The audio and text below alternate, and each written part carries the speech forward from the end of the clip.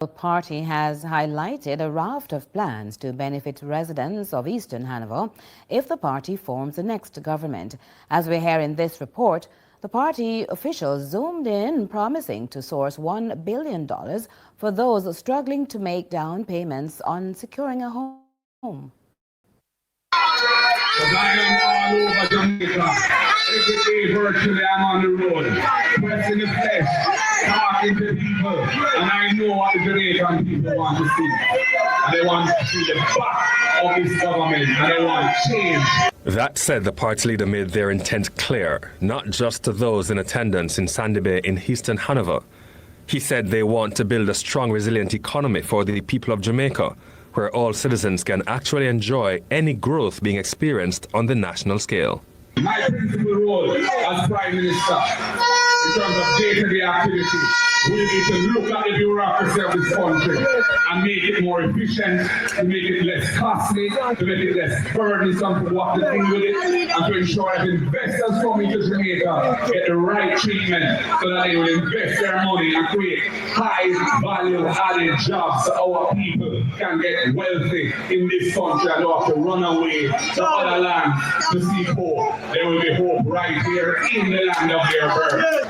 Tell your neighbors about it.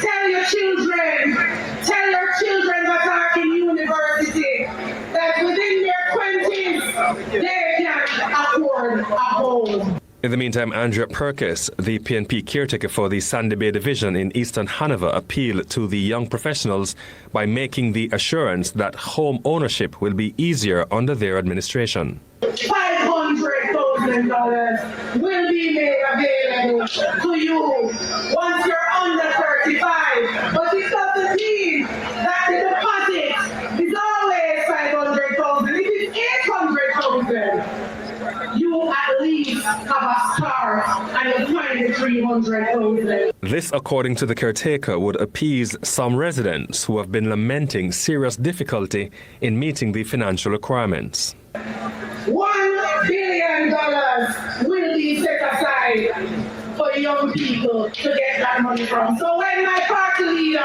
presents something, he tells you where it is coming from. Safety concerns raised about the state of the Woodsville Bridge as residents are expressing fear in using it. For the caretaker, areas of neglect in the constituency are telltale signs of the loss of potential earnings for some communities. I want to tell you that Mark Jefferson Golden will ensure that the people of Woodsville can benefit again from tourism. Something that is not trickling down to the average. So it will help me fix the bridge in Woodsville so we can reopen the people.